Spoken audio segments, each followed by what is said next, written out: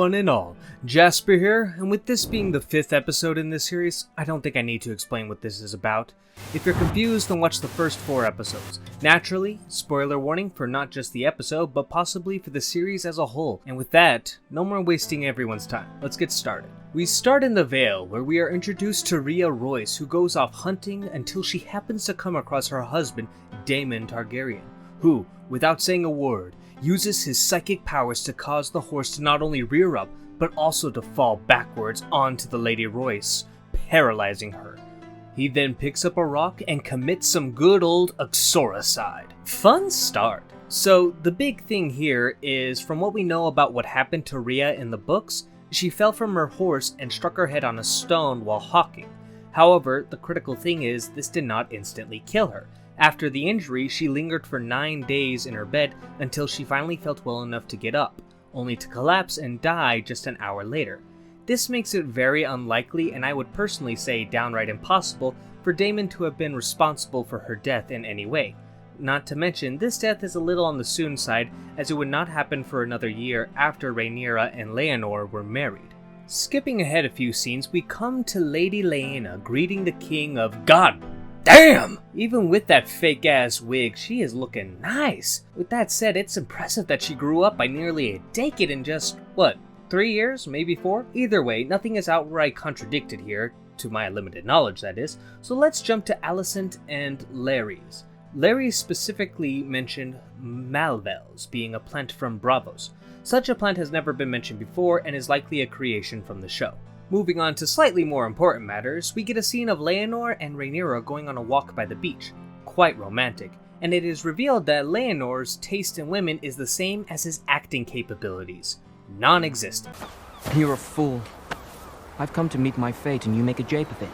Archers hold their high position, dragon back again and again, but they are the master of complaints. For God's sake, can you even put a little bit of emotion in this? Rhaenyra is also being surprisingly okay with Laenor's taste in bed company, as according to account in Fires and Blood, she was not too keen on the marriage because of it, remarking that her half-brothers would be a better match for him rather than herself. The next important scene is Rhaenyra on the ship as she is approached by Criston Cole, who at this point was actually Lord Commander of the Kingsguard, not just a member. Because of their tomfoolery in the previous episode, he offers up the idea that they run off to Essos together, and Rhaenyra refuses. Now, this was mentioned in the books thanks to Septon Eustace, however, it should be noted the fact that they had sex in the previous episode adds a new layer. None of the accounts in the books mentions that the two ever got together, just that there was a one-sided love. Who started it is anyone's guess, but I personally subscribe to the story that Criston was the one in love. It just makes his portrayal of Rhaenyra more believable, as being turned down from the one you love seems more disastrous than saying, "Be gone, fuck!" But the fact that they did the old rumpy-pumpy puts on top that now Criston feels like that he was tricked, tempted to betray the oath he took, only to have nothing by the end of it. It's a change that I think adds a lot of more character and sympathy for Criston, and it's one of the few that I've liked in the show so far. Maybe I should make a checkmark for changes I like? Nah, I'll save that for the final episode. After this, Queen Alicent summons Criston Cole to ask him if the rumors are true that Rhaenyra had sex with her uncle Daemon, though she flummoxes and beats around the bush so much that Criston seems to misunderstand what she is implying and confesses that Rhaenyra is not a maiden and that he was the one who saw to it. Now, if Queen Alicent had this information on hand in the books, I would bet all the gold under Casterly Rock that she would make sure everyone from Dorne to the Wall heard about it one way or another. So I'm confident in saying I doubt Criston would confess such a thing to the Queen, true or not, even when he changes sides to the Greens. The next scene, we have Viserys getting worse and worse with all of his ailments, really beating us over the head that this guy's going to die. And he asks this question to his new hand, Lionel Strong. Will I be remembered as a good king, Lionel?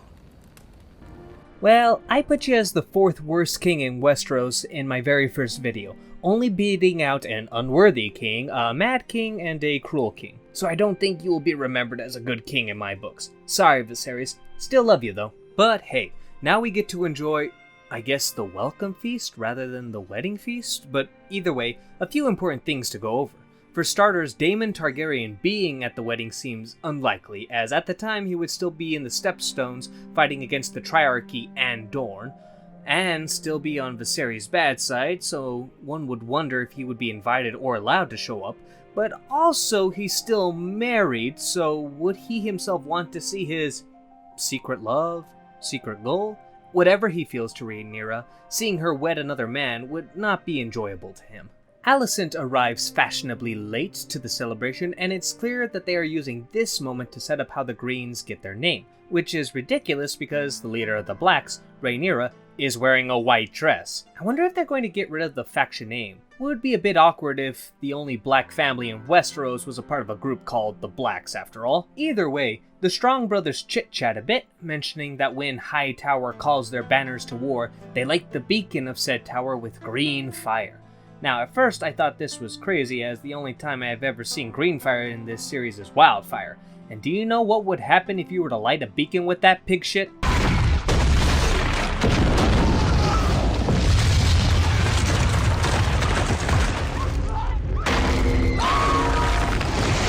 But looking into it a bit more, it seems there is a less volatile way one could make green fire. I believe it would involve copper. Don't quote me on this, I'm not an expert, but if any of you happen to be a pyromaniac, feel free to go into detail and correct me in the comments below. We also see the dumbass of the Vale, Sir Gerald Royce, accusing Daemon of murdering Lady Rhea with no evidence in front of the king. It's a miracle he wasn't thrown in jail, as guilty or not, you don't just make an accusation like that unless you got a cubic fuck ton of evidence to go along with it. And that isn't including the fact Daemon rides a motherfucking dragon. Do people keep forgetting that last bit? Something that seems a bit off in this episode is how highly everyone seems to think of Laenor, despite the fact that he is gay, and seems to be well known as it is in the books.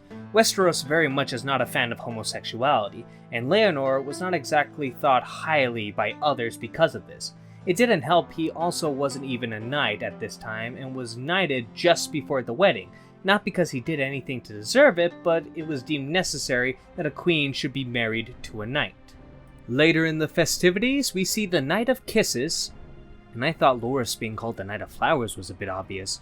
Either way, Sir Joffrey shows that he is just as intelligent as the Joffrey from the original series, as he for some reason tells Criston Cole that he is fucking Laenor, and he is pretty sure that Criston is fucking Rhaenyra. This soon leads to the Kingsguard to mount him, just not in the way Joffrey would be interested in, and he proceeds to beat the man to death while people just sit back and watch. Laenor is the only one to intervene and gets bitch-slapped and then held back by everyone else while Criston commits a little bit of murder. Now, I can forgive this scene a bit. After all, Criston is a member of the Kingsguard. If you don't know what's happening, you probably would let him do as he please. But once he slapped the future king of Westeros, fuck no. If not the people nearby, the guards that we see making their way to the disturbance should be dragging Criston away. Even if it's too packed for them to get to Criston in time to save Joffrey, there is no way in Seven Hells that Criston can just walk away after that and almost commit suicide. Dude would likely be dragged to a cell and executed not long after, and that's mostly just for slapping Laenor. The only thing accurate about this is that in the books Criston does kill Joffrey, however it was an attorney and he gets off the hook because you can make the reasonable statement it was an accident. Not to mention, seemingly right after this they have the wedding while Laenor is treating his bloody nose. For fuck's sake, this took one hell of a downward spiral, which is a shame as I was really enjoying this episode. But if you want my thoughts on more than just changes from the books, make sure to subscribe so that you'll be notified when I post the Hot D podcast, with me and my good friend DJ Fella talk about each scene from the episode and give our general thoughts. I bring the book knowledge and he brings nothing at all, but in a way, that is still something. With that said, stay safe, and I hope you all have a wonderful day.